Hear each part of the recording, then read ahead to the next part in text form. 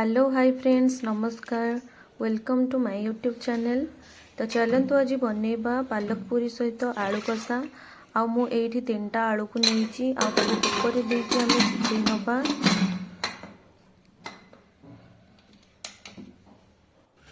एपटे मु नहीं पालंगर शाग ताको आम भल भाव धोई नवा।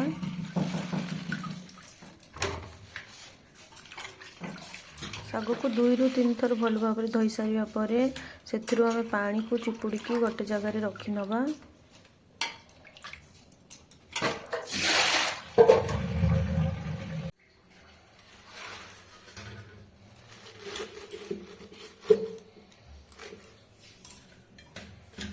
वर्तमान से पत्र को आम ग्राइंडर देकी ताको भल भाव गोटे पेस्ट बन नवा।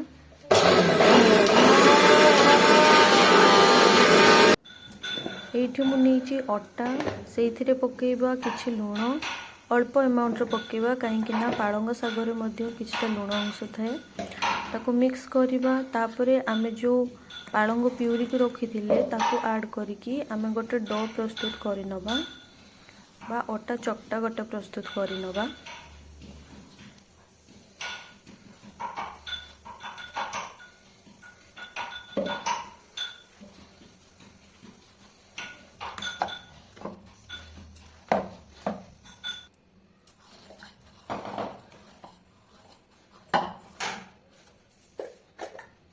एठी हमर अटार डो रेडी हो जाइए। वर्तमान मुझे 2 चम्मच तेल देवी आ ताकू आमे 15 मिनिट जाए घड़ेकी रखीदबा। ता द्वारा अटा आउ टिके सॉफ्ट हो आ पूरी हमर बहुत बढ़िया भाव फुलिबो।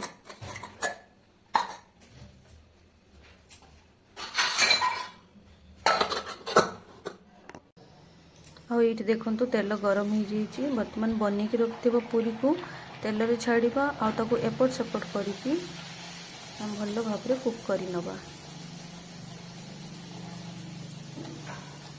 ये देखंतु हमर पालंग पूरी बा पालक पूरी केते सुंदर फुलिची। तो एई बड़ी भाव रे आमे सब पूरी को छाणी नबा।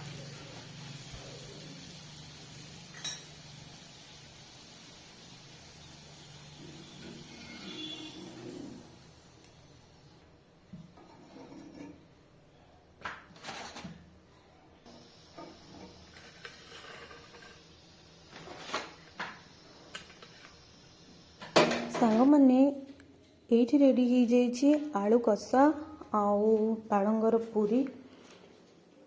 मु तो चलिए एंजॉय करने आपण मैंने थे ट्राए करूँ और एंजॉय करूँ। आशा करूँ मो वीडियो भल लगी। Bye bye, thank you so much.